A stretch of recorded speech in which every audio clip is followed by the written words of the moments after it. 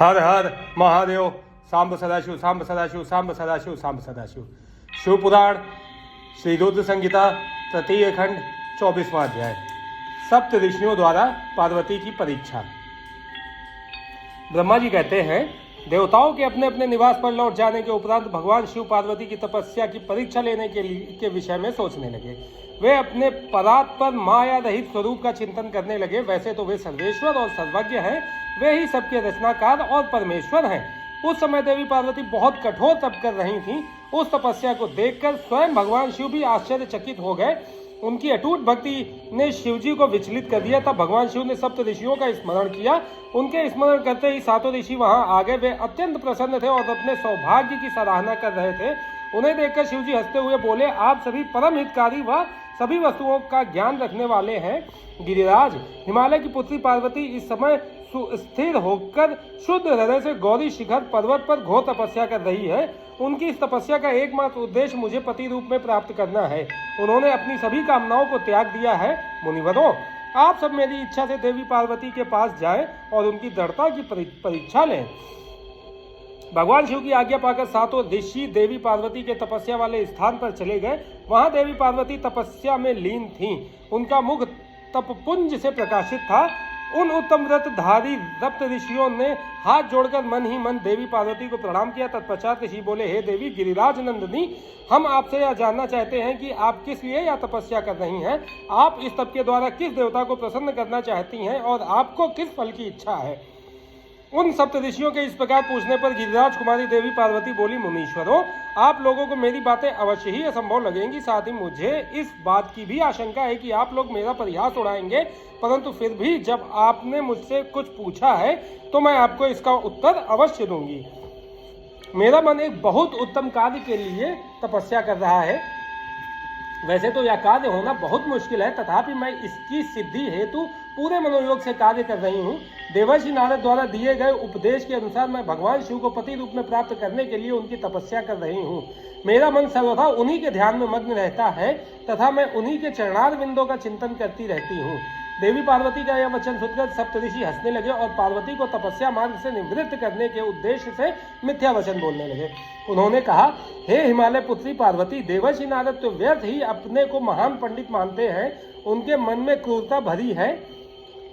आप तो बहुत समझदार दिखाई देती हैं, क्या आप उनको समझ नहीं पाई। नारद सदैव छल कपट की बातें करते हैं। वे दूसरों को मोह माया में डालते हैं। उनकी बातें मानने से सिर्फ हानि ही होती है। प्रजापति दक्ष के पुत्रों को उन्होंने ऐसा उपदेश दिया कि वे हमेशा के लिए अपना घर छोड़कर चले गए। दक्ष के ही अन्य पुत्रों को भी उन्होंने बेघर कर दिया और वे भिखारी बन गए। विद्याधर चित्रकेतु का नारद ने घर उजाड़ दिया। प्रहलाद को भक्ति मार्ग पर चलवाकर और उन्हें अपना शिष्य बनाकर उन्होंने हिरण्यकशिपु से प्रहलाद पर बहुत से अत्याचार करवाए। मुनि नारद सदैव लोगों को अपनी मीठी मीठी वाणी द्वारा मोहित करते हैं, फिर अपनी इच्छा अनुसार सबसे कार्य करवाते हैं।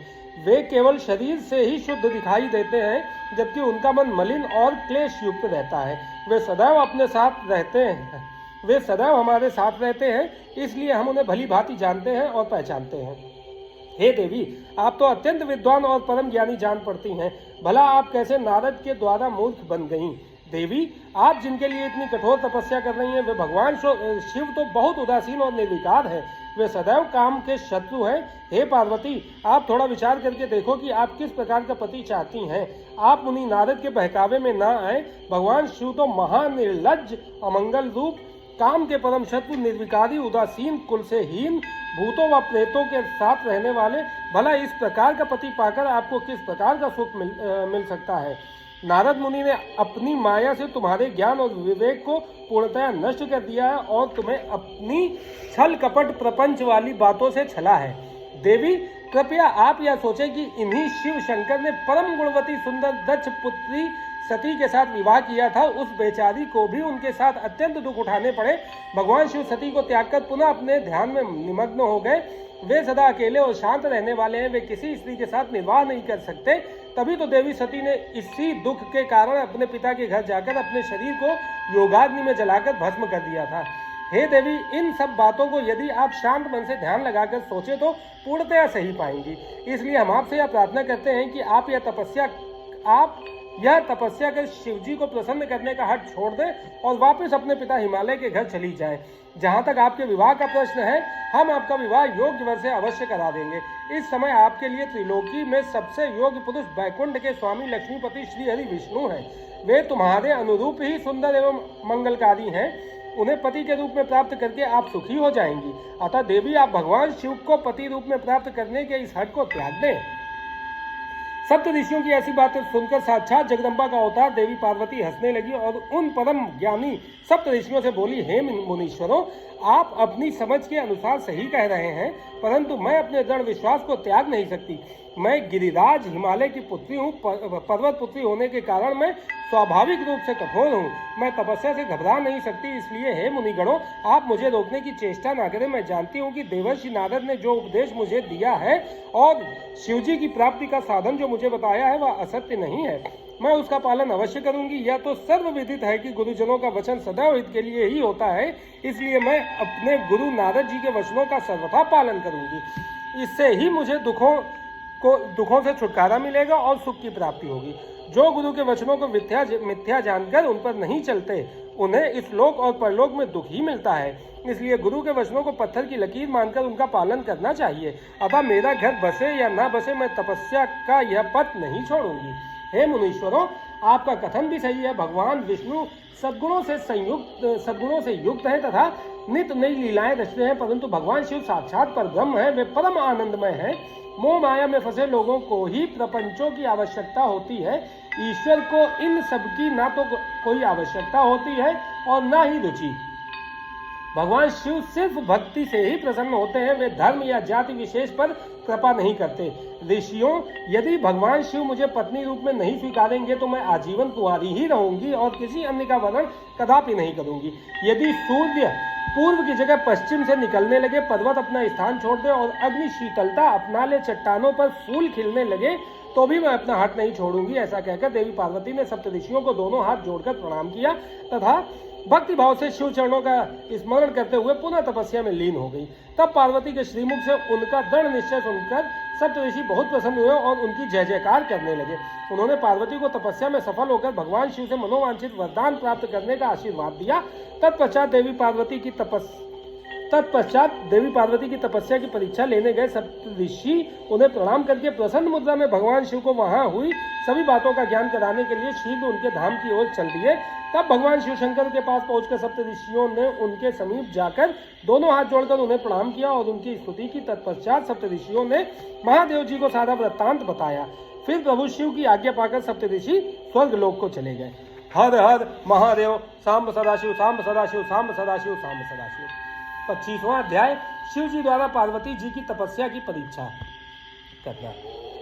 ब्रह्मा जी बोले, हे मुनिश्रेष्ठ नारद, सप्त ऋषियों ने पार्वती जी के आश्रम से आकर त्रिलोकीनाथ भगवान शिव को वहां का सादा वृत्तांत सुनाया। सप्त ऋषियों के अपने लोग चले जाने के पश्चात शिव जी ने देवी पार्वती की तपस्या की स्वयं परीक्षा लेने के बारे में सोचा। परीक्षा लेने के लिए महादेव जी ने एक तपस्वी का रूप धारण किया और उस स्थान की ओर चल दिए जहाँ पार्वती तपस्यारत थी। आश्रम में पहुंचकर उन्होंने देखा कि देवी पार्वती वेदी पर बैठी हुई थी और उनका मुखमंडल चंद्रमा की कला के समान तजोदीप्त था। भगवान शिव ब्राह्मण देवता का रूप धारण करके उनके सम्मुख पहुंचे। ब्राह्मण देवता को आया देखकर पार्वती ने भक्तिपूर्वक उनका फल फूलों से पूजन सत्कार किया।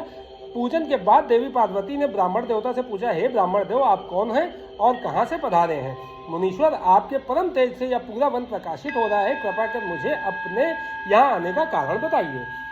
तब ब्राह्मण रूप धारण किए हुए महादेव जी बोले, मैं इच्छानुसार विचरने वाला ब्राह्मण हूँ। मेरा मन प्रभु के चरणों का ही ध्यान करता है। मेरी बुद्धि सदैव उन्हीं का स्मरण करती है। मैं दूसरों को सुखी करके खुश होता हूँ। देवी, मैं एक तपस्वी हूँ, पर आप कौन हैं? आप किसकी पुत्री हैं और इस समय इस निर्जन वन में क्या कर रही हैं? हे देवी, आप इस दुर्लभ और कठिन तपस्या से किसे प्रसन्न करना चाहती हैं? तपस्या या तो ऋषि मुनि करते हैं या फिर भगवान के चरणों में ध्यान लगाना वृद्धों का काम है। भला इस तरुणावस्था में आप क्यों घर के ऐशो आराम को त्याग कर ब्रह्मचर्य का पालन करती हुई तपस्विनी का जीवन जी रही हैं? आप किस तपस्वी की धर्मपत्नी हैं और पति के समान तप कर रही हैं? हे देवी, अपने बारे में मुझे जानकारी दीजिए कि आपका क्या नाम है और आपके पिता का क्या नाम है। किस प्रकार आप तप के प्रति आसक्त हो गई हैं। क्या आप वेद माता गायत्री हैं, लक्ष्मी हैं अथवा सरस्वती हैं। देवी पार्वती बोली, हे मुनि श्रेष्ठ, ना तो मैं वेद माता गायत्री हूँ, ना लक्ष्मी और ना ही सरस्वती हूँ। मैं गिरिराज हिमालय की पुत्री पार्वती हूँ। पूर्व जन्म में प्रजापति दक्ष की पुत्री सती थी, परंतु मेरे पिता दक्ष द्वारा मेरे पति भगवान शिव का अपमान देखकर मैंने योगाग्नि द्वारा अपने शरीर को जलाकर भस्म कर दिया था। इस जन्म में भी प्रभु शिवशंकर की सेवा करने का मुझे अवसर मिला था। मैं नियम पूर्वक उनकी सेवा में व्यस्त थी, परंतु दुर्भाग्य से कामदेव के चलाए गए बाण के फलस्वरूप शिवजी को क्रोध आ गया और उन्होंने कामदेव को अपने क्रोध की अग्नि से भस्म कर दिया और वहां से उठकर चले गए। उनके इस प्रकार चले जाने से मैं पीड़ित होकर उनकी प्राप्ति हेतु प्रयत्न करने हेतु तपस्या करने गंगा के तट पर चली आई हूँ। यहाँ मैं बहुत लंबे समय से कठोर तपस्या कर रही हूँ ताकि मैं शिवजी को पुनः पति रूप में प्राप्त कर सकूं, परंतु मैं ऐसा करने में सफल नहीं हो सकती हूँ। मैं अभी अग्नि में प्रवेश करने ही वाली थी कि आपको यहाँ आया देखकर ठहर गई। अब आप जाइए, मैं अग्नि में प्रवेश करूंगी क्योंकि भगवान शिव ने मुझे स्वीकार नहीं किया है। ऐसा कहकर देवी पार्वती उन ब्राह्मण देवता के सामने ही अग्नि में समा गई। ब्राह्मण देव ने उन्हें ऐसा करने से बहुत रोका, परंतु देवी पार्वती ने उनकी एक भी बात नहीं सुनी और अग्नि में प्रवेश कर लिया। परंतु देवी पार्वती की तपस्या के प्रभाव के फल स्वरूप वह धधकती हुई अग्नि एकदम ठंडी हो गई। सहसा पार्वती आकाश में ऊपर की ओर उठने लगी। तब ब्राह्मण रूप धारण किए हुए भगवान शिव हंसते हुए बोले, हे देवी, तुम्हारे शरीर पर अग्नि का कोई प्रभाव नहीं पड़ना तुम्हारी तपस्या की सफलता का ही सूचक है, परंतु तुम्हारी मनोवांछित इच्छा का पूरा न होना तुम्हारी असफलता को दर्शाता है। तथा देवी, तुम मुझ ब्राह्मण से अपनी तपस्या के मनोरथ को बताओ। शिवजी के इस प्रकार पूछने पर उत्तम व्रत का पालन करने वाली देवी पार्वती ने अपनी सखी को उत्तर देने के लिए कहा। उनकी सखी बोली, हे साधु महाराज, मेरी सखी गिरिराज हिमालय की पुत्री पार्वती है। पार्वती का अभी तक विवाह नहीं हुआ है। ये भगवान शिव को ही पति रूप में प्राप्त करना चाहती है, इसी के लिए वे 3000 वर्षों से कठोर तपस्या कर रही हैं। मेरी सखी पार्वती ब्रह्मा, विष्णु और देवराज इंद्र को छोड़कर पिनाक पाड़ी भगवान शिव को ही पति रूप में प्राप्त करना चाहती है, इसलिए ये मुनि नारद की आज्ञा अनुसार कठोर तपस्या कर रही हैं। देवी पार्वती की सखी की बातें सुनकर जटाधारी तपस्वी का वेश धारण किए हुए भगवान शिव हंसते हुए बोले, देवी, आपकी सखी ने जो कुछ मुझे बताया मुझे परिहास जैसा लगता है।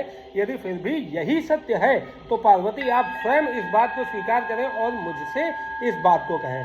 हर हर महादेव। सांब सदाशिव, सांब सदाशिव, सांब सदाशिव, सांब सदाशिव। 26वां अध्याय, पार्वती को शिवजी से दूर रहने का आदेश। पार्वती बोली, हे जटाधारी मुनि, मेरी सखी ने जो कुछ भी आपको बताया है वह बिल्कुल सत्य है।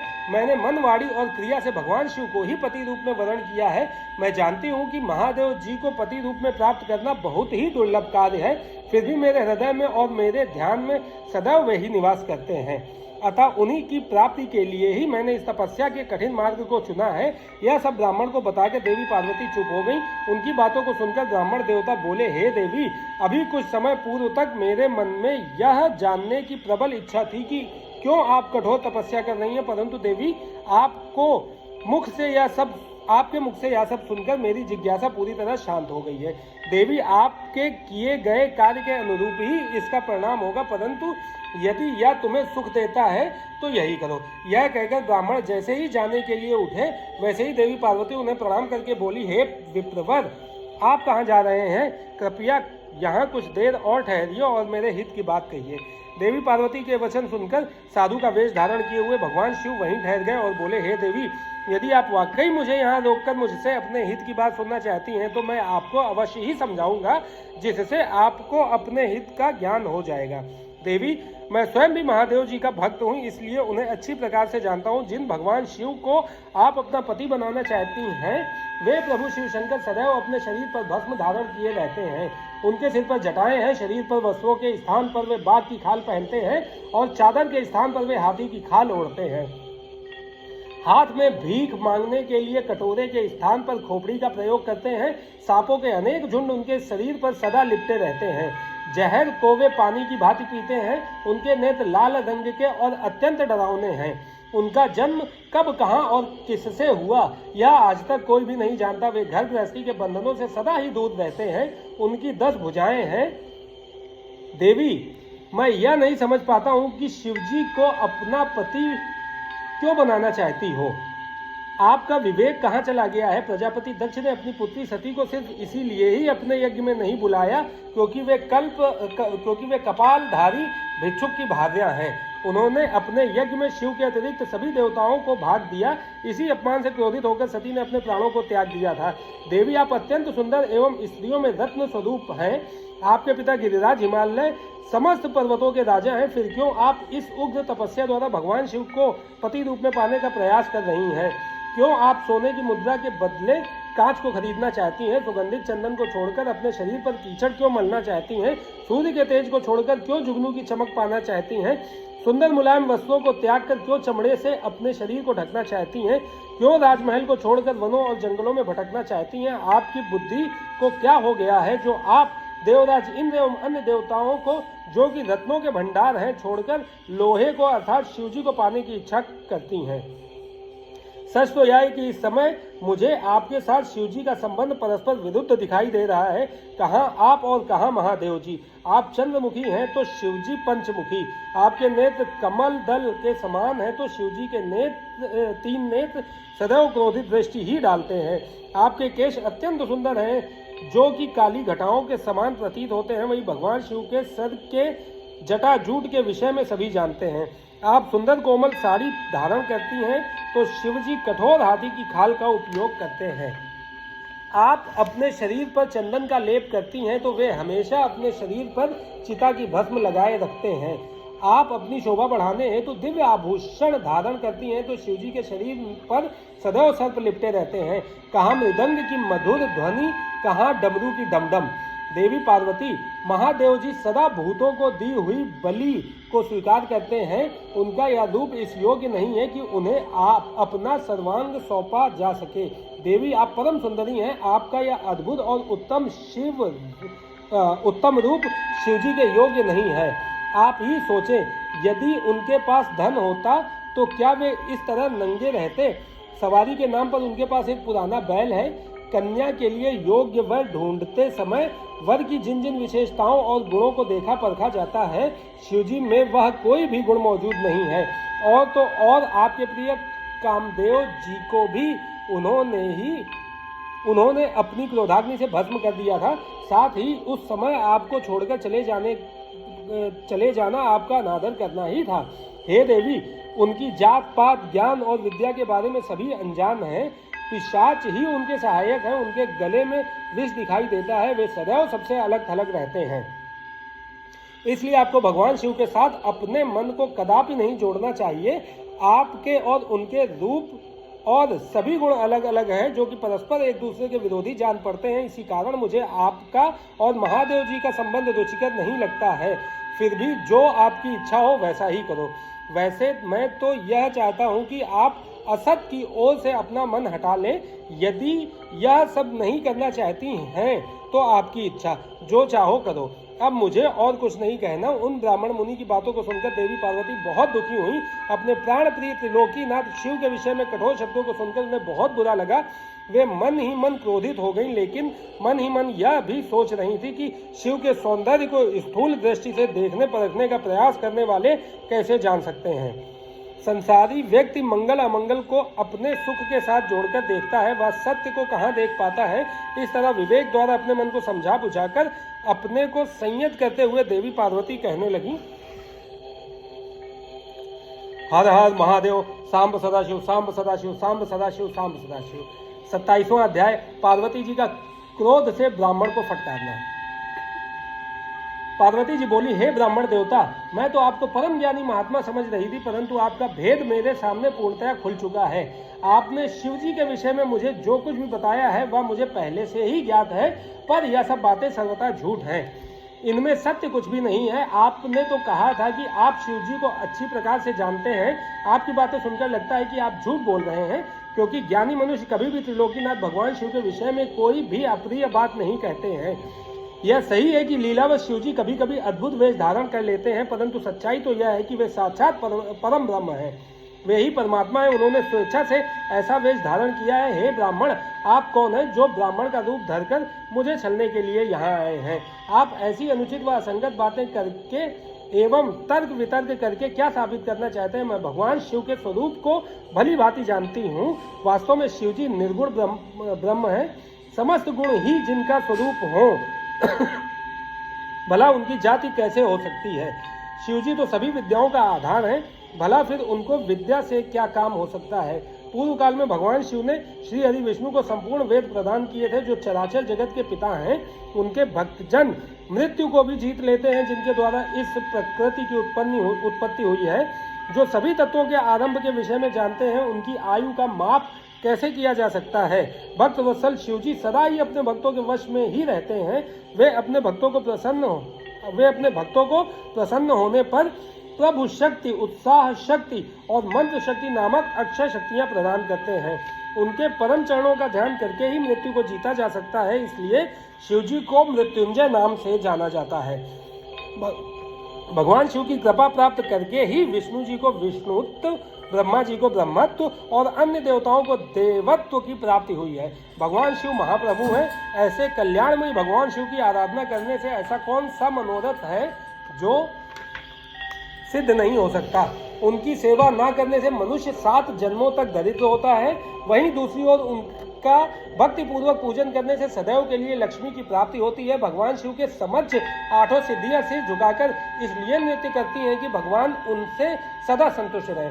भला ऐसे भगवान शिव के लिए कोई भी वस्तु कैसे दुर्लभ हो सकती है? भगवान शिव का स्मरण करने से ही सबका मंगल होता है। इनकी पूजा के प्रभाव से ही उपासक की सभी कामनाएं सिद्ध हो जाती हैं। ऐसे निर्विकार भगवान शिव में भला विकार कहाँ से और कैसे आ सकता है? जिस मनुष्य के मुख में सदैव शिव का मंगलकारी नाम रहता है, उसके दर्शन मात्र से ही सब पवित्र हो जाते हैं। आपने कहा था कि वे अपने शरीर पर चिता की भस्म लगाते हैं। यह पूर्णतः सत्य है, परंतु उनके शरीर पर लगी हुई यह भस्म जब जमीन पर गिरकर झड़ती है, तो क्यों सभी देवता उस भस्म को अपने मस्तक पर लगाकर अपने को धन्य समझते हैं? अर्थात उनके स्पर्श मात्र से ही अपवित्र वस्तु भी पवित्र हो जाती है। भगवान शिव ही इस जगत के पालनकर्ता, सृष्टिकर्ता और संहारक हैं। भला उन्हें कैसे साधारण बुद्धि द्वारा जाना जा सकता है? उनके निर्गुण रूप को आप जैसे लोग कैसे जान सकते हैं? दुराचारी और पापी मनुष्य भगवान शिव के स्वरूप को नहीं समझ सकते। जो मनुष्य अपने अहंकार और अज्ञानता के कारण शिव तत्व की निंदा करते हैं, उसके जन्म का सारा पुण्य भस्म हो जाता है।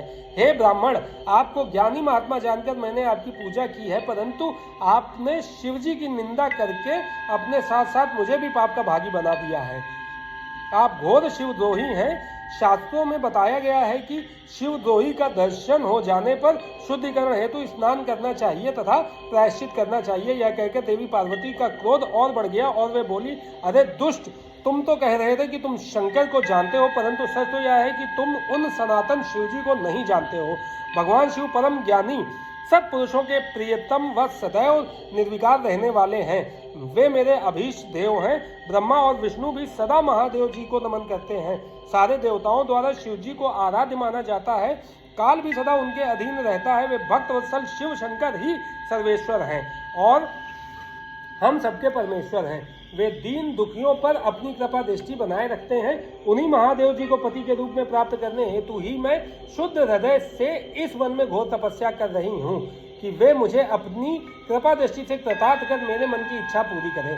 ऐसा कहकर देवी पार्वती चुप हो गई और निर्विकार होकर पुनः शांत मन से शिव जी का ध्यान करने लगी। उनकी बातों को सुन ब्राह्मण देवता ने जैसे ही कुछ कहना चाहा, पार्वती ने मुंह फेर लिया और अपनी सखी विजया से बोली सखी, इस अधम ब्राह्मण को रोको। यह बहुत देर से मेरे आराध्य प्रभु शिव की निंदा कर रहा है, अब पुनः उनके ही विषय में कुछ बुरा भला कहना चाहता है।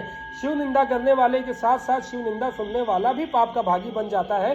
अतः भगवान शिव के उपासकों को शिव निंदा करने वाले का वध कर देना चाहिए। यदि शिव निंदा करने वाला कोई ब्राह्मण हो तो उसका त्याग कर देना चाहिए तथा उस स्थान से दूर चले जाना चाहिए। यह दुष्ट ब्राह्मण है, अतः हम इसका वध नहीं कर सकते, इसलिए हमें इसका तुरंत त्याग कर देना चाहिए। हमें इसका मुंह भी नहीं देखना चाहिए।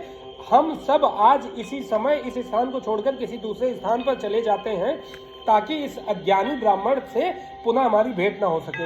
इस प्रकार कहकर देवी पार्वती ने जैसे ही कहीं और चले जाने के उद्देश्य से अपना पैर आगे बढ़ाया, वैसे ही भगवान शिव अपने साक्षात रूप में उनके सामने प्रकट हो गए।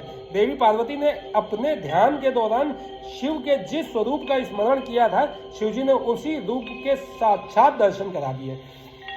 साक्षात भगवान शिव शंकर को इस तरह अनायास ही अपने सामने पाकर गिरिराज नंदिनी पार्वती का सिर शर्म से झुक गया। तब भगवान शिव देवी पार्वती से बोले, हे प्रिय, आप मुझे यहाँ अकेला छोड़कर कहाँ जा रही हैं? देवी, मैं आपकी इस कठोर तपस्या से अत्यंत प्रसन्न हुआ। मैंने सभी देवताओं और ऋषि मुनियों से आपकी तपस्या और दृढ़ निश्चय की प्रशंसा सुनी है, इसलिए आपकी परीक्षा लेने की ठानकर मैं आपके सामने चला आया हूँ। अब आप मुझसे कुछ भी मांग सकती हैं, क्योंकि मैं जान चुका हूँ आप अप्रतिम सौंदर्य की प्रतिमा होने के साथ साथ ज्ञान, बुद्धि और विवेक का अनूठा संगम है। आज आपने अपने उत्तम भक्ति भाव से मुझे अपना खरीदा हुआ दास बना दिया है। सुस्थिर चित्त वाली देवी गिरिजा, मैं जान गया हूँ कि आप ही मेरी सनातन पत्नी हैं। मैंने अनेकों प्रकार से बार बार आपकी परीक्षा ली है। हे देवी, मेरे इस अपराध को आप क्षमा कर दें। हे शिवे, इन तीनों लोकों में आपके समान अनुरागिणी कोई ना है, न थी और ना ही कभी हो सकती है। मैं आपके अधीन हूँ। देवी, आपने मुझे पति बनाने का उद्देश्य मन में लेकर ही यह कठिन तपस्या की है, अतः आपकी इस इच्छा को पूरा करना मेरा धर्म है। देवी, मैं शीघ्र ही आपका पाणी ग्रहण कर आपको अपने साथ कैलाश पर्वत पर ले जाऊंगा। देवाधिदेव महादेव जी के इन वचनों को सुनकर गिरिराज नंदिनी पार्वती के आनंद की कोई सीमा नहीं रही। वे अत्यंत प्रसन्न हुई। हर्षातिरेक से उनका तपस्या करते हुए सारा कष्ट पल भर में ही दूर हो गया। उनकी सारी थकावट तुरंत ही दूर हो गई। पार्वती अपनी तपस्या की सफलता और त्रिलोकीनाथ भक्तवत्सल महादेव जी के साक्षात दर्शन पाकर कृतार्थ हो गई और उनके सभी दुख क्लेश पल भर में ही दूर हो गए। हर हर महादेव। सांब सदाशिव, सांब सदाशिव, सांब सदाशिव, सांब सदाशिव। 28वां अध्याय, शिव पार्वती संवाद। ब्रह्मा जी कहते हैं, नारद, परमेश्वर भगवान शिव की बातें सुनकर और उनके साक्षात स्वरूप का दर्शन पाकर देवी पार्वती को बहुत हर्ष हुआ। उनका मुखमंडल प्रसन्नता के कारण कमल दल के समान खिल उठा। उस समय वे बहुत सुख का अनुभव करने लगी। अपने सम्मुख खड़े महादेव जी से वे इस प्रकार बोली, हे देवेश्वर, आप सबके स्वामी हैं। हे प्रभु, पूर्व काल में आपने जिस प्रिया के कारण प्रजापति दक्ष के संपूर्ण यज्ञ को पलों में विनाश कर दिया था, भला उसे ऐसे ही क्यों भुला दिया? हे सर्वेश्वर, हम दोनों का साथ तो जन्म जन्मांतर का है प्रभु। इस समय मैं समस्त देवताओं की प्रार्थना से प्रसन्न होकर उनको तारकासुर के दुखों से मुक्ति दिलाने के लिए पर्वतों के राजा हिमालय की पत्नी देवी मैना के गर्भ से उत्पन्न हुई हूँ। आपको ज्ञात ही है कि आपको पुनः पति रूप में प्राप्त करने हेतु ही मैंने यह कठोर तपस्या की है। इसलिए देवेश, आप मुझसे विवाह कर मुझे मेरी इच्छा अनुसार अपनी पत्नी बना लें। भगवान, आप तो अनेक लीलाएं रचते हैं। अब आप मेरे पिता शैलराज हिमालय और मेरी माता मैना के समक्ष चलकर उनसे मेरा हाथ मांग लीजिए। भगवान, जब आप इन सब बातों से मेरे पिता को अवगत कराएंगे, तब वे निश्चय ही मेरा हाथ प्रसन्नता पूर्वक आपको सौंप देंगे। पूर्व जन्म में जब मैं प्रजापति दक्ष की पुत्री सती थी, उस समय मेरा और आपका विवाह हुआ था। तब मेरे पिता दक्ष ने ग्रहों की पूजा नहीं की थी। उस विवाह में ग्रह पूजन से संबंधित बहुत बड़ी त्रुटि रह गई थी। मैं यह चाहती हूँ कि इस बार शास्त्रोक्त विधि से हमारा विवाह संपन्न हो। हमें विवाह से संबंधित सभी रीति रिवाजों और रस्मों का भली भांति पालन करना चाहिए, ताकि इस बार हमारा विवाह सफल हो सके। देवेश्वर, आप मेरे पिता हिमालय को इस संबंध में बताएं, ताकि उन्हें अपनी पुत्री की तपस्या के विषय में ज्ञात हो सके। देवी पार्वती के प्रेम और निष्ठा भरे इन शब्दों को सुनकर भगवान शिव बहुत प्रसन्न हुए और हंसते हुए बोले, हे देवी महेश्वरी, इस संसार में हमारे आसपास जो कुछ भी दिखाई देता है वह सभी नाशवान अर्थात नश्वर है। मैं निर्गुण परमात्मा हूँ। मैं अपने ही प्रकाश से प्रकाशित होता हूँ। मेरा अस्तित्व स्वतंत्र है। देवी, आप समस्त कर्मों को करने वाली प्रकृति हैं। आप ही महामाया हैं। आपने ही मुझे इस माया मोह के बंधनों में फंसाया है। मैंने इन सभी को धारण कर रखा है। कौन मुख्य ग्रह है, कौन ऋतु समूह है? हे देवी, आप और मैं दोनों ही सदैव अपने भक्तों को सुख देने के लिए ही अवतार ग्रहण करते हैं। आप सगुण और निर्गुण प्रकृति हैं। हे गिरिजे, मैं आपके पिता के पास आपका हाथ मांगने के लिए नहीं जा सकता, फिर भी आपकी इच्छा को पूरा करना मेरा कर्तव्य है, अतः आप जैसा कहेंगी मैं अवश्य करूंगा। महादेव जी के ऐसा कहने पर देवी पार्वती अति हर्ष का अनुभव करने लगी और शिव जी को भक्तिपूर्वक प्रणाम करके बोली, हे नाथ, आप परमात्मा हैं और मैं प्रकृति हूँ। हम दोनों का अस्तित्व स्वतंत्र एवं सगुण है, फिर भी अपने भक्तों की इच्छा पूरा करना हमारा कर्तव्य है। भगवान, मेरे पिता हिमालय से मेरा हाथ मांगकर उन्हें दाता होने का सौभाग्य प्रदान करें। हे प्रभु, आप तो जगत में भक्त वत्सल नाम से विख्यात हैं, मैं भी तो आपकी परम भक्त हूँ। क्या मेरी इच्छा को पूरा करना आपके लिए महत्वपूर्ण नहीं है? नाथ, हम दोनों जन्म जन्म से एक दूसरे के ही हैं, हमारा अस्तित्व एक साथ है, तभी तो आपका अर्धनारीश्वर रूप सभी मनुष्यों, ऋषि मुनियों एवं देवताओं द्वारा पूज्य है। मैं आपकी पत्नी हूँ, मैं जानती हूँ कि आप निर्गुण निराकार और परब्रह्म परमेश्वर हैं। आप सदा अपने भक्तों का हित करने वाले हैं, आप अनेकों प्रकार की लीलाएं रचते हैं। भगवान, आप सर्वज्ञ हैं, मुझ दीन पर भी अपनी कृपा दृष्टि करिए और अनोखी लीला रचकर इस कार्य की सिद्धि कीजिए। नारद, ऐसा कहकर देवी पार्वती दोनों हाथ जोड़कर और मस्तक झुकाकर खड़ी हो गई। अपनी प्राण वल्लभा पार्वती की इच्छा का सम्मान करते हुए महादेव जी ने हिमालय से उनका हार मांगने हेतु अपनी स्वीकृति प्रदान कर दी। तत्पश्चात त्रिलोकीनाथ महादेव जी उस स्थान से अंतर्ध्यान होकर अपने निवास कैलाश पर्वत पर चले गए। कैलाश पर्वत पर पहुंचकर शिव जी ने प्रसन्नता पूर्वक सारा वृत्तांत नंदीश्वर सहित अपने सभी गणों को सुनाया। यह जानकर सभी गण बहुत खुश हुए और नाचने गाने लगे। उस समय वहां महान उत्सव होने लगा। उस समय सभी खुश थे और आनंद का वातावरण था। हर हर महादेव, सांब सदाशिव, सांब सदाशिव, सांब सदाशिव, सांब सदाशिव। 39वां अध्याय, शिव जी द्वारा हिमालय से पार्वती को मांगना। ब्रह्मा जी बोले, हे महामुनि नारद, भगवान शिव के वहां से अंतर्धान हो जाने के उपरांत देवी पार्वती भी अपनी सखियों के साथ प्रसन्नता पूर्वक अपने पिता के घर की ओर चल दी। उनके आने का शुभ समाचार सुनकर देवी मैना और हिमालय बहुत प्रसन्न हुए और तुरंत सिंहासन से उठकर देवी पार्वती से मिलने के लिए चल दिए। उनके सभी भाई भी उनकी जय जयकार करते हुए उनसे मिलने के लिए आगे चले गए। देवी पार्वती अपने नगर के निकट पहुंची। वहां उन्होंने अपने माता पिता और भाइयों को नगर के मुख्य द्वार पर अपना इंतजार करते हुए पाया। वे अत्यंत हर्ष से विभोर होकर उनका स्वागत करने के लिए खड़े थे। पार्वती ने हाथ जोड़कर उन्हें प्रणाम किया। हिमालय और मैना ने अपनी पुत्री को अनेकानेक आशीर्वाद देकर गले से लगा लिया। भाव विवल होकर उनकी आंखों से आंसू टपकने लगे। सभी उपस्थित लोगों ने उनकी मुक्त हृदय से प्रशंसा की। वे कहने लगे कि पार्वती ने उनके कुल का उद्धार किया है और अपने मनोवांछित कार्य की सिद्धि की है। इस प्रकार सभी प्रसन्न थे और उनकी प्रशंसा करते हुए नहीं थक रहे थे। लोगों ने सुगंधित पुष्पों, चंदन एवं अन्य सामग्रियों से देवी पार्वती का पूजन किया। इस शुभ बेला में उन पर स्वर्ग से देवताओं ने भी पुष्प वर्षा की तथा उनकी स्तुति की। तत्पश्चात बहुत आदर सहित उन्हें घर की ओर ले जाया गया और विधि विधान से उनका गृह प्रवेश कराया गया। ब्राह्मणों, ऋषि मुनियों, देवताओं और प्रजाजनों ने उन्हें अनेकों शुभ व उत्तम आशीर्वाद प्रदान किए। इस शुभ अवसर पर शैलराज हिमालय ने ब्राह्मणों एवं दीन दुखियों को दान दिया। उन्होंने ब्राह्मणों से मंगल पाठ भी कराया। उन्होंने पधारे हुए सभी ऋषि मुनियों, देवताओं और स्त्री पुरुषों का आदर सत्कार किया। तत्पश्चात हिमालय अपनी पत्नी मैना को साथ लेकर गंगा स्नान के लिए चले गए। तभी भगवान शिव नाचने वाले नट का वेश धारण करके उनके समीप पहुंचे। उनके बाएं हाथ में सींग और दाहिने हाथ में डमरू था और पीठ पर कथरी रखी थी। उन्होंने सुंदर लाल वस्त्र पहने थे। नाचने गाने में वो पूर्णतया मग्न थे। नट रूप धारण किए हुए शिवजी ने बहुत सुंदर नृत्य किया और अनेक प्रकार के गीत गा गाकर सभी का मन मोह लिया। नृत्य करते समय वे बीच बीच में शंख और डमरू भी बजा रहे थे और मनोरम लीलाएं कर रहे थे। उनकी इस प्रकार की मन को हरने वाली लीलाएं देखने के लिए पूरे नगर के स्त्री पुरुष, बच्चे बूढ़े वहां आ गए। नट रूपी भगवान शिव को नृत्य करते हुए देखकर और उनका गाना सुनकर सभी मंत्रमुग्ध हो गए। परंतु देवी पार्वती से भला यह सब कब तक छिपता। उन्होंने मन ही मन अपने प्रिय महादेव जी के साक्षात दर्शन कर लिए। शिव जी का रूप ही अलौकिक है। उन्होंने पूरे शरीर पर विभूति मल रखी थी तथा उनके शरीर पर त्रिशूल बना हुआ था। गले में हड्डियों की माला पहन रखी थी। उनका मुख सूर्य के समान तेज शोभा पा रहा था। उनके गले में यज्ञोपवीत के समान नाग लटका हुआ था। त्रिलोकीनाथ भगवान शिव के इस सुंदर मनोहरी स्वरूप का हृदय में दर्शन कर लेने मात्र से ही देवी पार्वती हर्षातिरेक से बेहोश हो गईं। वे जैसे उनके स्वप्न में कह रहे थे कि देवी अपना मनोवांछित वर मांगो।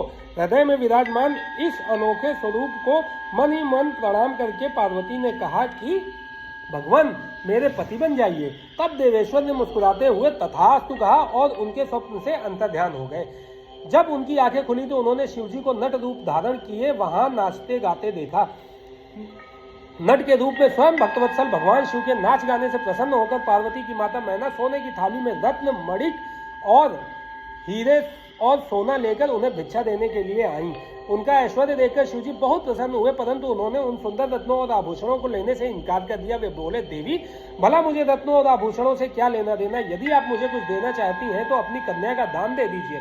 यह कहकर वे पुनः नृत्य करने लगे। उनकी बातें सुनकर देवी मैना क्रोध से उफन उठी। वे उन्हें उसी समय वहां से निकालना चाहती थी कि तभी गिरिराज हिमालय भी गंगा स्नान करके वापस लौट आए। जब उनकी पत्नी मैना ने उन्हें सभी बातें बताई तो वे भी जल्द से जल्द नट को वहां से निकालने को तैयार हो गए। उन्होंने अपने सेवकों को नट को बाहर निकालने की आज्ञा दी, परंतु यह असंभव था। वे साक्षात शिव भले ही नट का रूप धारण किए हुए थे, परंतु उनका शरीर अद्भुत तेज से संपन्न था और वे परम तेजस्वी दिखाई दे रहे थे। उन्हें उठाकर निकाल फेंकना तो दूर की बात, उन्हें तो छूना भी कठिन था। तब उन्होंने मैना हिमालय को अनेक प्रकार की लीलाएं रचकर दिखाई।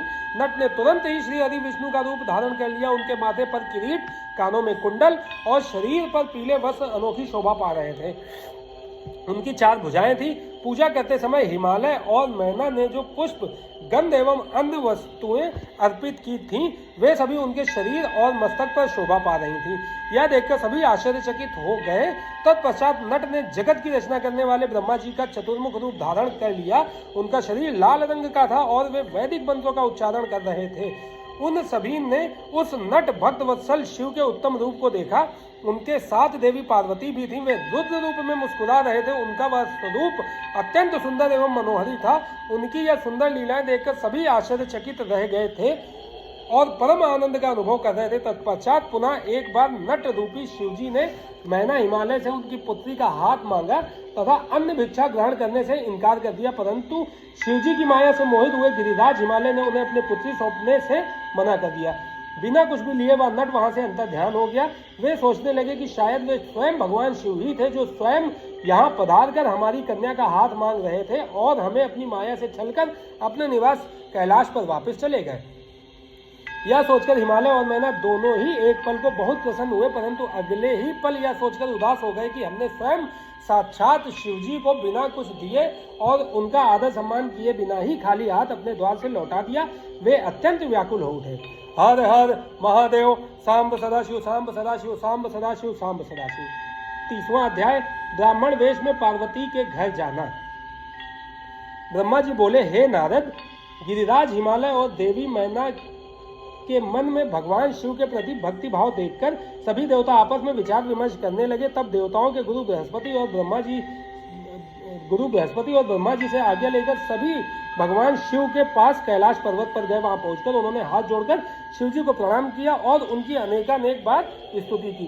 तत्पश्चात देवता बोले, हे देवादिदेव महादेव भगवान शंकर, हम दोनों हाथ जोड़कर आपकी शरण में आए हैं। हम पर प्रसन्न होइए और हम पर अपनी कृपा दृष्टि बनाइए। प्रभो, आप तो भक्त वत्सल हैं और अपने भक्तों की प्रसन्नता के लिए कार्य करते हैं। आप दीन दुखियों का उद्धार करते हैं। आप दया और करुणा के अथाह सागर हैं। आप ही अपने भक्तों को संकटों से दूर करते हैं और उनकी सभी विपत्तियों का नाश करते हैं। इस प्रकार महादेव जी की अनेकों बार स्तुति करने के बाद देवताओं ने भगवान शिव को गिरिराज हिमालय और उनकी पत्नी मैना की भक्ति से अवगत कराया और आदर सहित सभी बातें उन्हें बता दी। तत्पश्चात भगवान शिव ने हंसते हुए उनकी सभी प्रार्थनाओं को स्वीकार कर लिया। तब अपने कार्य को सिद्ध हुआ समझकर सभी देवता प्रसन्नता पूर्वक अपने अपने धाम लौट गए। जैसा कि सभी जानते हैं कि भगवान शिव को लीलाधारी कहा जाता है। वे माया के स्वामी हैं।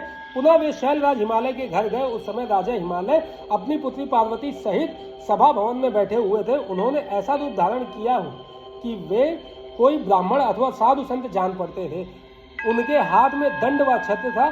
शरीर पर दिव्य वस्त्र तथा माथे पर तिलक शोभा पा रहा था। उनके गले में शाल ग्राम तथा हाथ में स्फटिक की माला थी। वे मुक्त कंठ से हरिनाम जप रहे थे। उन्हें आया देखकर पर्वतों के राजा हिमालय तुरंत उठकर खड़े हो गए और उन्होंने ब्राह्मण को भक्ति भाव से साष्टांग प्रणाम किया। देवी पार्वती अपने प्राणेश्वर भगवान शिव को तुरंत पहचान गई। उन्होंने उत्तम भक्ति भाव से सिर झुकाकर उनकी स्तुति की। वे मन ही मन बहुत प्रसन्न हुई।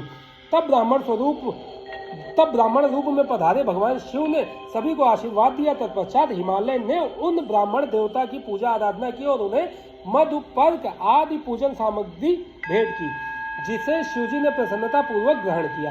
तत्पश्चात पार्वती के पिता हिमालय ने उनका कुशल समाचार पूछा और बोले, हे विप्रवर, आप कौन हैं? यह प्रश्न सुनकर वे ब्राह्मण देवता बोले, हे गिरिश्रेष्ठ, मैं वैष्णव ब्राह्मण हूँ और भूतल पर भ्रमण करता रहता हूँ। मेरी गति मन के समान है, एक पल में यहाँ तो दूसरे पल में वहाँ। मैं सर्वज्ञ परोपकारी शुद्ध आत्मा हूँ। मैं ज्योतिषी हूँ और भाग्य की सभी बातें जानता हूँ।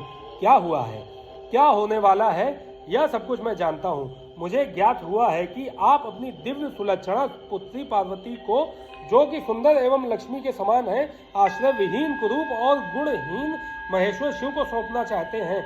वे शिवजी तो मरघट में रहते हैं, उनके शरीर पर हर समय सांप लिपटे रहते हैं और वे अधिक समय योग और ध्यान में ही बिताते हैं।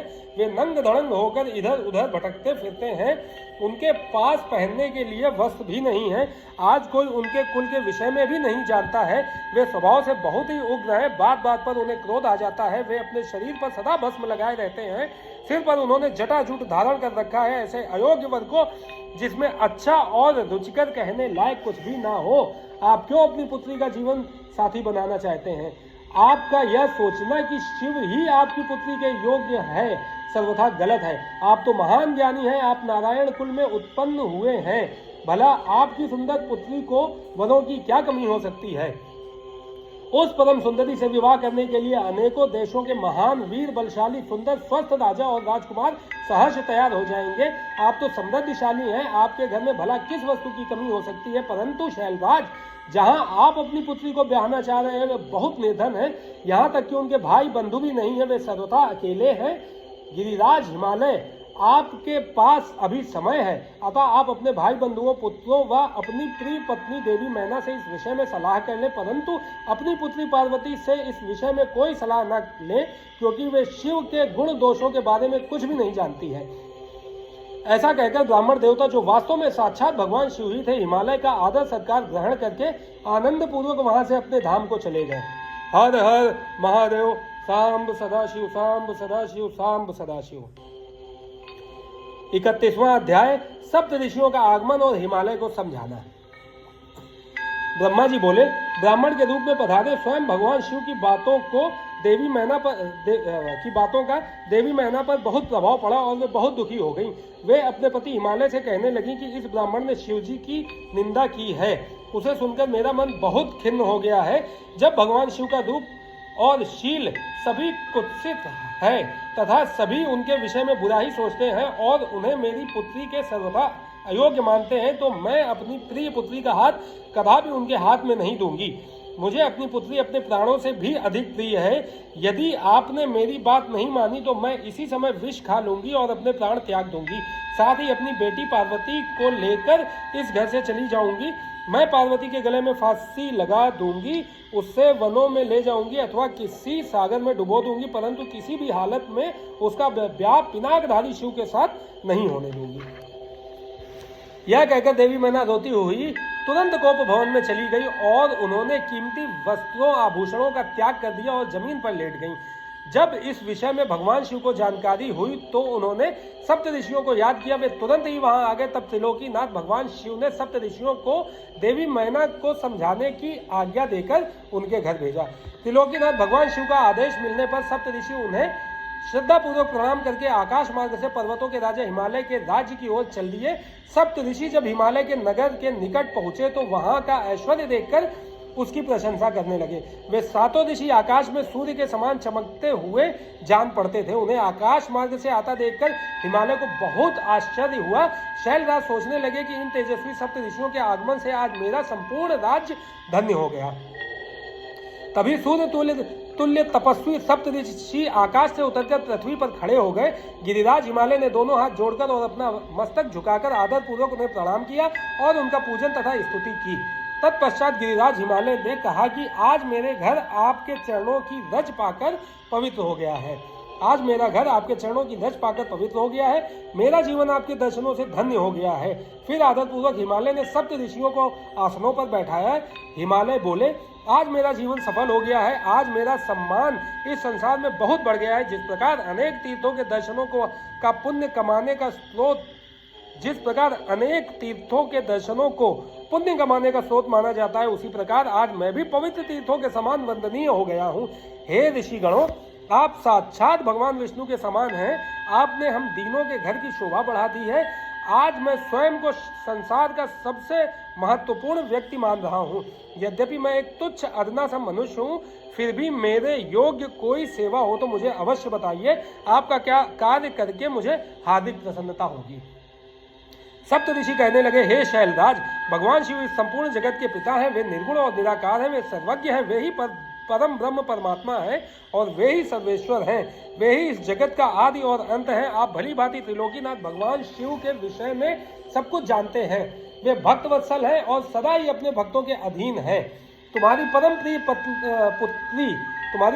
प्रिय पुत्री देवी पार्वती ने भगवान शिव को अपनी कठोर तपस्या से प्रसन्न करके अपना मनोवांछित वर प्राप्त कर लिया है। उन्होंने प्रभु शिव को पति रूप में पाने का वर प्राप्त किया है।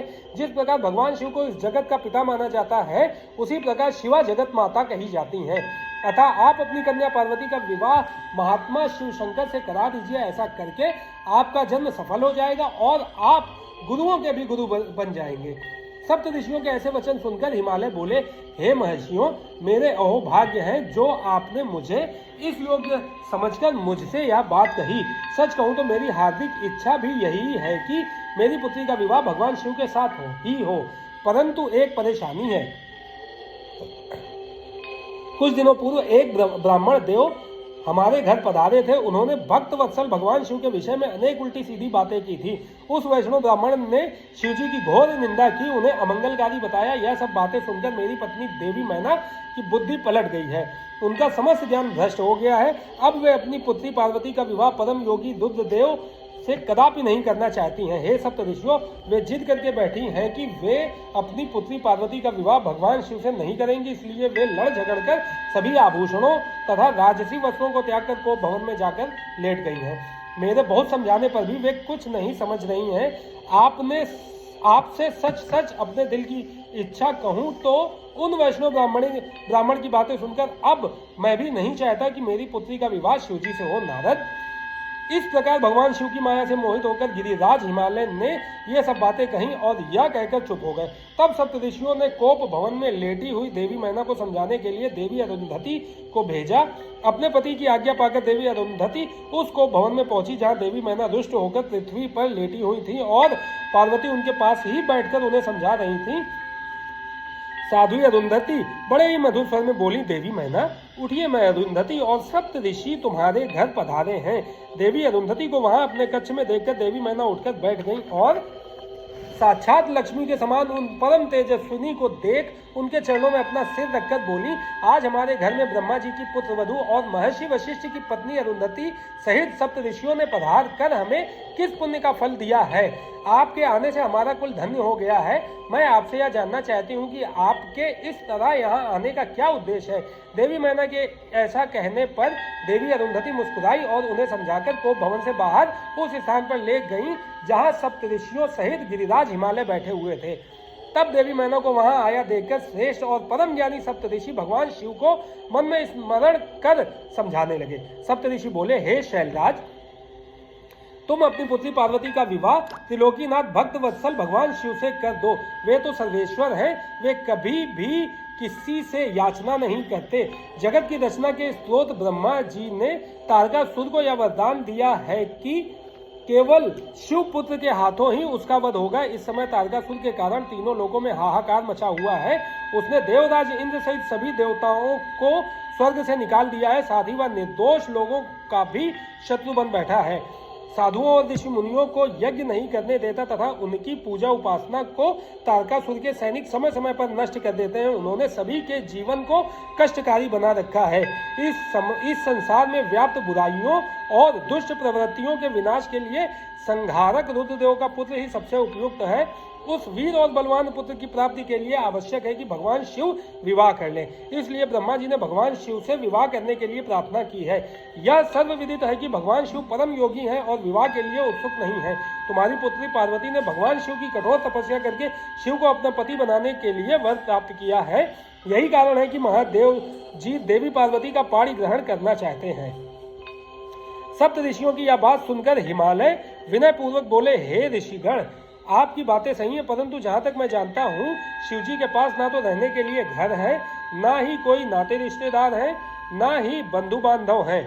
उनके पास कोई राजपाट भी नहीं है और ना ही वे ऐश्वर्य और विलासिता का जीवन ही जीते हैं। आप वेद विधाता ब्रह्मा जी के पुत्र हैं, इसलिए मैं आपका आदर और सम्मान करता हूँ। आप परम ज्ञानी हैं और यह जानते हैं कि जो पिता काम, मोह, भय अथवा लोभ के कारण अपनी कन्या का विवाह अयोग्य वर से कर देते हैं, वे मरने के बाद नरक के भागी होते हैं। इसलिए मैं कोई ऐसा कार्य नहीं करना चाहता जिससे मैं नरक का भागी बनूं। मैं अपनी प्रिय पुत्री पार्वती का विवाह स्वेच्छा से कभी भी शूल पाणी शिव के साथ नहीं करूंगा। यही मेरा और मेरी पत्नी मैना दोनों का फैसला है। हे महर्षियों, आप परम ज्ञानी और समझदार हैं, इसलिए हमारे लिए उचित विधान को बताकर हमें कृतार्थ करें। हर हर महादेव। सांब सदाशिव, सांब सदाशिव, सांब सदाशिव, सांब सदाशिव। 32वां अध्याय, वशिष्ठ मुनि का उपदेश। ब्रह्मा जी बोले, हे नारद, हिमालय के कहे वचनों को सुनकर महर्षि वशिष्ठ बोले, हे शैलराज, भगवान शंकर इस संपूर्ण जगत के पिता हैं और देवी पार्वती इस जगत की जननी हैं। शास्त्रों की जानकारी रखने वाला उत्तम मनुष्य वेदों में बताए गए 3 प्रकार के वचनों को जानता है। पहला वचन सुनते ही बड़ा प्रिय लगता है, परंतु वास्तविकता में वह असत्य व अहितकारी होता है। इस प्रकार का कथन हमारा शत्रु ही कह सकता है। दूसरा वचन सुनने में अच्छा नहीं लगता, परंतु उसका परिणाम सुखकारी होता है। तीसरा वचन सुनने में अमृत के समान लगता है तथा वह परिणामता हित करने वाला होता है। इस प्रकार नीति शास्त्र में किसी बात को कहने के 3 प्रकार बताए गए हैं। आप इन तीनों प्रकार में किस तरह का वचन सुनना चाहते हैं, मैं आपकी इच्छा अनुसार ही बात करूंगा। भगवान शंकर सभी देवताओं के स्वामी हैं, उनके पास दिखावटी संपत्ति नहीं है। वे महान योगी हैं और सदैव ज्ञान के महासागर में डूबे रहते हैं। वे ही सबके ईश्वर हैं। गृहस्थ पुरुष राज्य और संपत्ति के स्वामी मनुष्य को ही अपनी पुत्री का वर चुनता है। गृहस्थ पुरुष राज्य और संपत्ति के स्वामी मनुष्य को ही अपनी पुत्री का वर चुनता है। ऐसा ना करके यदि वह किसी दीनहीन को अपनी कन्या ब्याह दे तो उसे कन्या के वध का पाप लगता है। शैलराज, आप शिव स्वरूप को जानते ही नहीं हैं। धनपति कुबेर आपका सेवक है। कुबेर को यहाँ धन की कौन सी कमी है? जो स्वयं सारे संसार की उत्पत्ति, पालन और संहार करते हैं, उन्हें भोजन की भला क्या कमी हो सकती है? ब्रह्मा, विष्णु और रुद्रदेव सभी भगवान शिव का ही रूप है। शिव जी से प्रकट हुई प्रकृति अपने अंश से 3 प्रकार की मूर्तियों को धारण करते हैं। उन्होंने मुख से सरस्वती, वक्ष स्थल से लक्ष्मी और अपने तेज से पार्वती को प्रकट किया है। भला उन्हें दुख कैसे हो सकता है? तुम्हारी कन्या तो कल्प कल्प में उनकी पत्नी होती रही है एवं होती रहेगी। अपनी कन्या सदाशिव को अर्पण कर दो। तुम्हारी कन्या के तपस्या करते समय देवताओं की प्रार्थना पर सदाशिव तुम्हारी कन्या के समीप पहुंचकर उन्हें उनका मनोवांछित वर प्रदान कर चुके हैं। तुम्हारी पुत्री पार्वती के कहे अनुसार शिवजी तुमसे तुम्हारी कन्या का हाथ मांगने के लिए तुम्हारे घर 2 बार पधारे थे, पर तुम उन्हें नहीं पहचान सके। वे नटराज और ब्राह्मण वेशधारी शिव ही थे जो तुम्हारी कन्या का हाथ मांगने आए थे, परंतु तुमने मना कर दिया। यह तुम्हारा दुर्भाग्य नहीं है तो क्या है? अब यदि तुमने प्रेम से शिवजी को अपनी कन्या का दान न किया तो भगवान शंकर बलपूर्वक ही तुम्हारी कन्या से विवाह कर लेंगे। शैलेंद्र, यह बात अगर आप ठीक से नहीं समझेंगे तो आपका अस्तित्व ही समाप्त हो जाएगा। आपको शायद ज्ञात नहीं है कि पूर्व में देवी शिवा ने ही प्रजापति दक्ष की पत्नी के गर्भ से जन्म लिया था और सती के नाम से प्रसिद्ध हुई थी। उन्होंने कठोर तपस्या करके भक्तवत्सल भगवान शिव को वरदान स्वरूप पति के रूप में प्राप्त किया था, परंतु अपने पिता दक्ष द्वारा आयोजित महान यज्ञ में अपने पति त्रिलोकीनाथ भगवान शिव की अवहेलना एवं निंदा होते देखकर उन्होंने स्वेच्छा से अपने शरीर को त्याग दिया था। वही साक्षात जगदम्बा इस समय आपकी पत्नी मैना के गर्भ से प्रकट हुई हैं और कल्याणमयी भगवान शिव को जन्म जन्मांतर की भांति पति रूप में पाना चाहती हैं। अतः गिरिराज हिमालय, आप स्वयं अपनी इच्छा से अपनी पुत्री का हाथ महादेव जी के हाथों में सौंप दीजिए। इन दोनों का साथ इस जगत के लिए मंगलकारी है। शैलराज, यदि आप स्वेच्छा से शिव जी व देवी पार्वती का विवाह नहीं करेंगे तो पार्वती स्वयं अपने आराध्य भगवान शिव के धाम कैलाश पर्वत चली जाएंगी।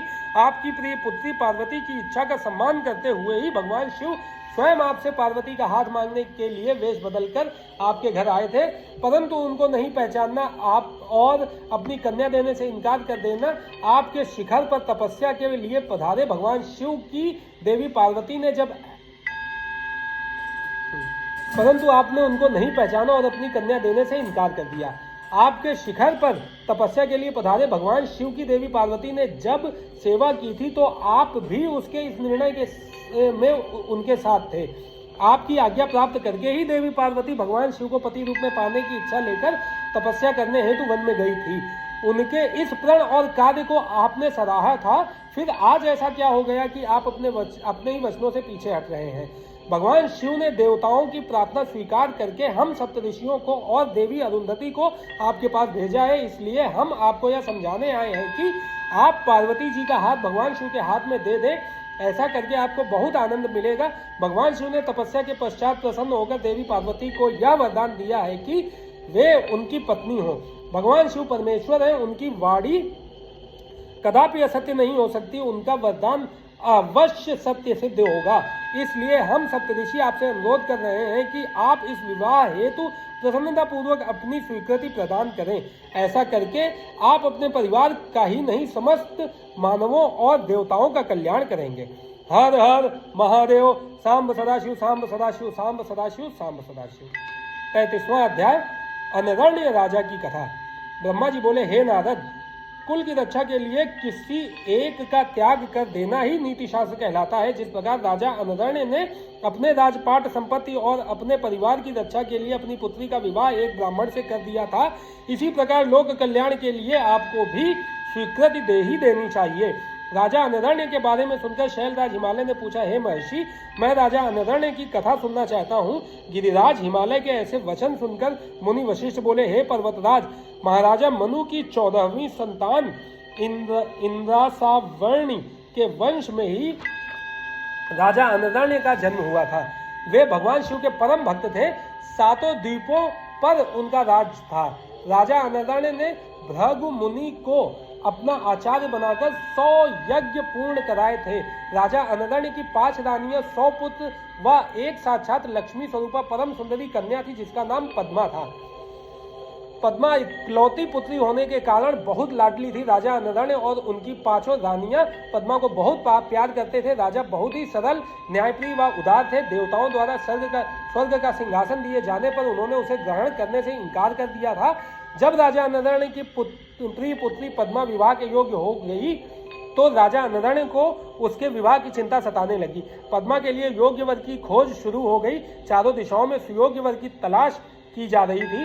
अनेकों राजाओं को पत्र लिखे गए। एक दिन संयोगवश देवी पद्मा वन में विहार के लिए अपनी सखियों के साथ गई हुई थी। वहां तपस्या करके लौट रहे ऋषि पिप्लाद की दृष्टि पद्मा नाम की उस सुंदरी पर पड़ गई।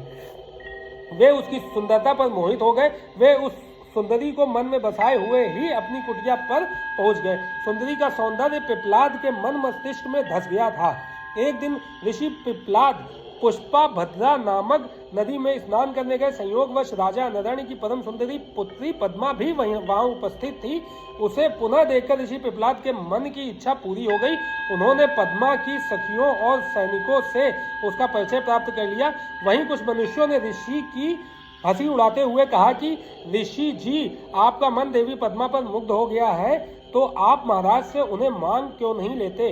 इस प्रकार के वचन सुनकर पिप्लाद लज्जित तो हुए, परंतु उनके दिल में सुंदरी पद्मा को पाने की इच्छा कम न होकर और बलवती हो गई। स्नान, नित्यकर्म और शिव पूजन आदि से निवृत्त होकर मुनि पिप्लाद राजा अनरण्य की सभा में चले गए। अपने दरबार में मुनि को पधारा देखकर राजा अनरण्य ने चरण छूकर उनका अभिवादन किया तथा विधिवत पूजन करने के पश्चात उन्हें आसन पर बैठाया तथा पूछा कि मैं आपकी क्या सेवा कर सकता हूँ। इस पर ऋषि पिप्लाद बोले, राजा, आप अपनी कन्या पद्मा को मुझे सौंप दीजिए। यह सुनकर राजा चुप हो गए। इस पर पिप्लाद मुनि कहने लगे कि राजा, यदि शीघ्र ही तुमने अपनी कन्या मुझे नहीं दी तो मैं क्षण भर में ही तुम्हें और तुम्हारे कुल को भस्म कर दूंगा। यह बात सुनकर राजा, उनकी रानियां नौकर चाकर दासियां सभी रोने लगे। राजा अनरण यह सोच अत्यंत व्याकुल हो उठे कि कैसे वे अपनी फूलों से भी कोमल पुत्री का हाथ एक बूढ़े ऋषि को दें। राजा इसी चिंता में डूबे हुए थे कि वे क्या करें कि तभी वहां उनके पुरोहित और राजगुरु आ पहुंचे। राजा ने सारा वृत्तांत उन्हें सुनाया। इस पर राजगुरु बोले कि राजन, आपको अपनी कन्या का विवाह किसी से तो करना ही है, तो क्यों ना उसका विवाह ऋषि पिपलाद से ही कर दिया जाए। इससे आपकी कुल की भी रक्षा हो जाएगी। यह ब्राह्मण इस कुल का विनाश कर दे, इससे तो अच्छा है कि पद्मा का विवाह इन्हीं से हो जाए। इस प्रकार अपने राजपुरोहित और राजगुरु के वचन सुनकर राजा अनरण ने अपने कुल की रक्षा करने के लिए अपनी कन्या को वस्त्र आभूषणों से अलंकृत करा उसे ऋषि पिपलाद को अर्पित कर दिया। तत्पश्चात देवी पद्मा और ऋषि पिपलाद का वैदिक रीति से परिणयोत्सव संपन्न हुआ तथा राजा ने प्रसन्नता पूर्वक अपनी पुत्री को विदा कर दिया। राजा अनरण से विदा लेकर ऋषि पिपलाद अपनी पत्नी पद्मा को साथ लेकर अपने आश्रम पर पहुंचे। इस शोक में कि हमने अपनी पुत्री को एक वनवासी बूढ़े को सौंप दिया, राजा अनरण राजपाट छोड़कर वन में चले गए। अपने पति और पुत्री की याद में रो रोकर रानी ने अपने प्राण त्याग दिए। उनके घर परिवार में चारों ओर दुख ही दुख था। राजा नंदन ने शिव कृपा से शिवलोक को प्राप्त किया। तत्पश्चात उनके पुत्र कीर्तिमान ने राज्य किया और उनके कुल का नाम चारों ओर फैलाया। इसलिए ही हिमालय राज आप अपनी पुत्री को भगवान शिव को अर्पण करके अपने राज्य कुल और धन की रक्षा करके सभी देवताओं को अपने अधीन कर लीजिए। हर हर महादेव। सांब सदाशिव, सांब सदाशिव, सांब सदाशिव, सांब सदाशिव। 34वां अध्याय, पद्मा पिपलाद की कथा। ब्रह्मा जी बोले, नारद जी, शैलराज हिमालय राजा अनरण की कथा सुनकर बोले कि हे मुनि श्रेष्ठ, आपने मुझे बहुत ही उत्तम कथा सुनाई है। अब आप मुझ पर कृपा करके मुझे ऋषि पिपलाद और देवी पद्मा के विवाह से आगे की कथा सुनाइए। पद्मा को पत्नी बनाकर ऋषि कहाँ गए और उन्होंने क्या किया? शैलराज हिमालय के इस प्रकार कहे प्रश्नों को सुनकर मुनि वशिष्ठ बोले, पर्वतराज, ऋषि पिपलाद अत्यंत वृद्ध थे।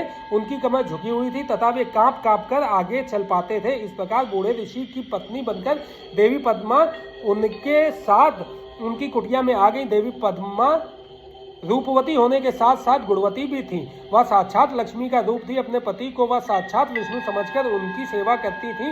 एक दिन की बात है, देवी पद्मा स्वर्णदा नामक नदी में स्नान करने गई। तभी धर्मराज वहां आ पहुंचे और उनके मन में पद्मा की परीक्षा लेने की बात आई। धर्मराज ने राजसी वस्त्रों एवं आभूषणों को धारण किया और रथ में बैठ गए। रथ में बैठे हुए साक्षात कामदेव प्रतीत हो रहे थे। देवी पद्मा को मार्ग में ही रोककर उन्होंने कहा, देवी, आप तो परम सुंदरी हैं। आपकी सुंदरता को देखकर तो चांद भी शर्मा जाए। आप तो राजरानी बनने योग्य हैं। आप इस भयानक जंगल में उस बूढ़े पिपलाद के साथ क्या कर रही हैं? वह बूढ़ा तो मृत्यु के बहुत पास है। देवी, आप उसको त्याग कर मेरे साथ चलें। मैं आपको अपने हृदय में स्थान दूंगा। आप मेरी रानी बनकर राज करेंगी। आपकी सेवा करने के लिए हजारों दासियां होंगी जो आपकी हर आज्ञा को शिरोधार्य करेंगी। मैं स्वयं आपका दास बनकर रहूंगा। यह कहकर धर्मराज रथ से नीचे उतरकर देवी पद्मा का हाथ पकड़ने हेतु आगे बढ़े। यह देखकर देवी पद्मा क्रोधित हो गई और पीछे हटकर जोर से बोली, अरे मूर्ख, अज्ञानी, अधर्मी, पापी, दूर हट जा।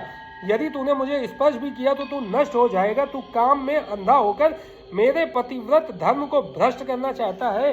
तू क्या सोचता है कि तेरा यह राजसी रूप और धन देखकर मैं अपने परम पूज्य महातेजस्वी ऋषि पिपलाद को त्याग दूंगी? नहीं, कदापि नहीं। याद रख, यदि तू मुझे बुरी नजर से देखेगा तो भस्म हो जाएगा। देवी पद्मा के शाप को सुनकर धर्मराज भयभीत हो गए। उन्होंने तुरंत राजा का वेश त्याग दिया और अपने असली रूप में आकर बोले, माता, मैं धर्म हूँ, मैं ज्ञानियों का गुरु हूँ और हर स्त्री को सदैव अपनी माता मानता हूँ। मैंने यह सब आपकी परीक्षा लेने के लिए ही किया है। मेरा जन्म ही इसलिए हुआ है कि मैं धर्मात्मा मुनियों की धर्म संबंधी परीक्षा लेकर उन्हें धर्म में दृढ़ करूं। परंतु देवी, आपने मुझे शाप दे दिया है, अब मेरा क्या होगा? यह कहकर धर्मराज चुपचाप खड़े हो गए। तब देवी पद्मा ने कहा, हे धर्मराज, आप तो इस संसार के सभी जीवों के कर्मों के साक्षी हैं। फिर मेरी परीक्षा लेने के लिए आपको यह सब ढोंग करने की क्या आवश्यकता थी? अब तो शब्द मेरे मुंह से निकल चुके हैं। जिस प्रकार कमान से निकला तीर कमान में वापस नहीं जा सकता, उसी प्रकार मेरा शाप मिथ्या नहीं हो सकता। धर्म आपके 4 पाद हैं, सतयुग में तुम्हारे 4 पाद होंगे, त्रेता युग में 3 पाद होंगे और द्वापर युग में 2 पाद होंगे। कलयुग में एक भी पाद नहीं होगा, परंतु जब पुनः सतयुग शुरू होगा तो तुम्हारे 4 पाद पूर्व की भांति वापस आ जाएंगे। पद्मा के वचनों को सुनकर धर्मराज प्रसन्न हो गए और कहने लगे, देवी आप धन्य हैं, आप अति पतिव्रता हैं, आपका अपने पति से अटूट प्रेम है, आप सदा ही उनके चरणों से प्रेम करती हैं। मैं आपके पतिव्रत धर्म से प्रसन्न होकर आपको वरदान देता हूँ कि आपके पति जवान हो जाएं तथा उनकी जवानी स्थिर रहे, वे मार्कंडेय के समान दीर्घायु हों, कुबेर के समान धनवान तथा इंद्र के समान सुंदर एवं वैभव संपन्न हों। देवी आपको शीघ्र ही 10 पुत्रों की प्राप्ति होगी जो कि गुणवान व दीर्घायु होंगे। यह कहकर धर्म अंतर ध्यान हो गए और देवी पद्मा अपने घर वापस आ गईं। उसने घर पहुंचकर देखा तो उसके पति धर्म के वरदान के अनुसार जवान हो गए थे। उनके घर में सुख विलास की सभी वस्तुएं मौजूद थीं। इस प्रकार पिपलाद और पद्मा सुखपूर्वक जीवन व्यतीत करने लगे। कुछ समय पश्चात देवी पद्मा को 10 पुत्रों की प्राप्ति हुई, जिन्हें पाकर दंपत्ति का जीवन खुशियों से भर गया। हर हर महादेव। सांब सदाशिव, सांब सदाशिव, सांब सदाशिव, सांब सदाशिव। 35वां अध्याय, हिमालय का शिवजी के साथ पार्वती के विवाह का निश्चय करना। ब्रह्मा जी बोले, नारद, महर्षि वशिष्ठ ने राजा अनिर्णी की पुत्री पद्मा और ऋषि पिपलाद के विवाह तथा धर्मराज द्वारा पद्मा को प्रदान किए गए वरदान की कथा सुनाकर कि पिपलाद स्थिर रहने वाले यौवन के स्वामी होंगे, इंद्र के समान सुंदर व वैभव से संपन्न होंगे और 10 सर्वगुण संपन्न पुत्रों की उन्हें प्राप्ति होगी। शैलराज हिमालय से कहा कि राजन, मैं आपसे प्रार्थना करता हूं कि आपके और आपकी पत्नी मैना के मन में जो भी नाराजगी है उसे भूलकर आप अपनी पुत्री पार्वती का विवाह त्रिलोकीनाथ महादेव जी के साथ कर दें। आज से 1 सप्ताह बाद का मुहूर्त, जब रोहिणी नक्षत्र में चंद्रमा अपने बुध पर्वत के साथ लग्न में स्थित होंगे, अत्यंत शुभ है। मार्गशीर्ष माह के सोमवार को लग्न में सभी शुभ ग्रहों की दृष्टि होगी।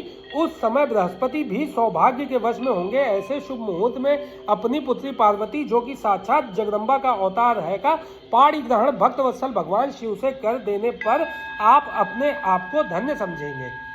यह कहकर ज्ञान शिरोमणि मुनि वशिष्ठ चुप हो गए। उनकी बात सुनकर मैना और हिमालय आश्चर्यचकित रह गए और अन्य पर्वतों से बोले, गिरिराज, मेरु, मंदरांचल, मैनाक, गंधमादन, सह्य, विंध्य, आप सभी ने मुनिराज वशिष्ठ के वचनों को सुना। कृपया आप सब मुझे यह बताइए कि इन परिस्थितियों में मुझे क्या करना चाहिए।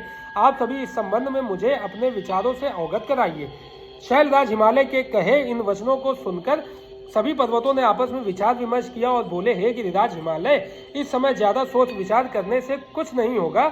अच्छा यही है कि हम सप्त ऋषियों द्वारा कही गई बात को मानकर देवी पार्वती का विवाह शिवजी से करा दें, क्योंकि वास्तव में पार्वती का जन्म ही देवताओं के कार्यों को पूरा करने के लिए हुआ है।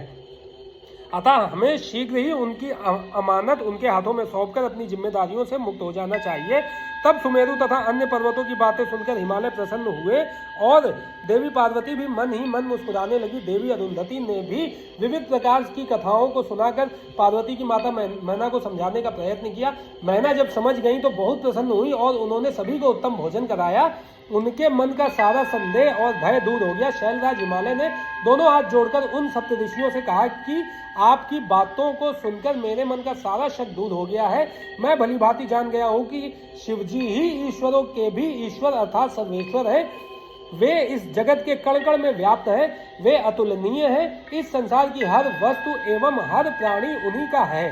यह कहकर हिमालय ने अपनी पुत्री पार्वती का हाथ पकड़कर उसे सप्त ऋषियों के पास खड़ा कर दिया और बोले कि आज से मेरी पुत्री शिवजी की अमानत है, वे जब चाहे इसे यहाँ से ले जा सकते हैं। ऋषिगण शैलराज की बातें सुनकर प्रसन्न हुए और बोले, भगवान शिवजी आपकी पुत्री को स्वयं मांगकर आपको सौभाग्य प्रदान कर रहे हैं। यह कहकर वे ऋषिगण पार्वती को आशीर्वाद देने लगे और बोले, देवी आपका कल्याण हो तथा आपके गुणों में निरंतर वृद्धि हो। आप शिवजी की अर्धांगिनी बनकर उनका जीवन खुशियों से भर दें।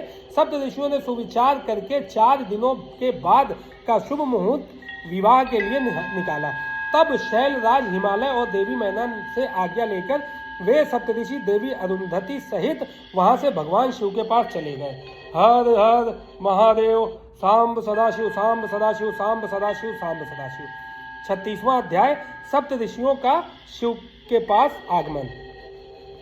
ब्रह्मा जी बोले, हे मुनिश्रेष्ठ नारद, शैलराज हिमालय और मैना से विदा लेकर सप्त ऋषि भगवान शिव के निवास स्थान कैलाश पर्वत पर पहुंचे। वहां पहुंचकर उन्होंने दोनों हाथ जोड़कर शिव जी को प्रणाम किया और उनकी भक्ति भाव से स्तुति की। तत्पश्चात उन्होंने कहना आरंभ किया, हे देवादिदेव महादेव परमेश्वर महाप्रभु महेश्वर, हमने गिरिराज हिमालय और मैना को समझा दिया है, वे इस संबंध को स्वीकार कर चुके हैं। उन्होंने पार्वती का वाग्दान कर दिया है। हे प्रभु, अब आप अपने पार्षदों तथा देवताओं के साथ बारात लेकर हिमालय के यहाँ जाइए और देवी पार्वती का पाणी ग्रहण संस्कार करिए। भगवान, आप वेदोक्त रीति से पार्वती को अपनी पत्नी बना लीजिए। सप्त ऋषियों का यह वचन सुनकर त्रिलोकीनाथ भगवान शिव बहुत प्रसन्न हुए और बोले, हे ऋषिगण, मैं विवाह की रीति रिवाजों के संबंध में कुछ नहीं जानता हूँ। आप लोगों ने पूर्व में विवाह की जो रीति देखी हो अथवा इस विषय में आप जो कुछ जानते हो कृपया मुझे बताइए। भगवान शिव के इस शुभ वचन को सुनकर सप्तऋषि बोले, भगवान, आप सर्वप्रथम श्री हरि विष्णु एवं सृष्टिकर्ता ब्रह्मा जी को उनके पुत्रों एवं पार्षदों सहित यहाँ बुला लीजिए। सभी ऋषि मुनियों, यक्ष, गंधर्वों, किन्नरों, सिद्धगणों एवं देवराज इंद्र सहित सभी देवताओं और अप्सराओं को अपने विवाह में आमंत्रित करें। वे सब मिलकर इस विवाह का सफल आयोजन करेंगे। ऐसा कहकर सप्तऋषि भगवान शिव से आज्ञा लेकर उनकी भक्ति भाव से स्तुति करते हुए प्रसन्नता पूर्वक अपने धाम को चले गए। हर हर महादेव, सांब सदाशिव सांब सदाशिव सांब सदाशिव सांब सदाशिव। 37वां अध्याय हिमालय का लग्न पत्रिका भेजना। नारद जी ने पूछा, हे तात महाप्राज्ञ, कृपा कर अब मुझे यह बताइए कि सप्त ऋषियों के वहां से चले जाने पर हिमालय ने क्या किया।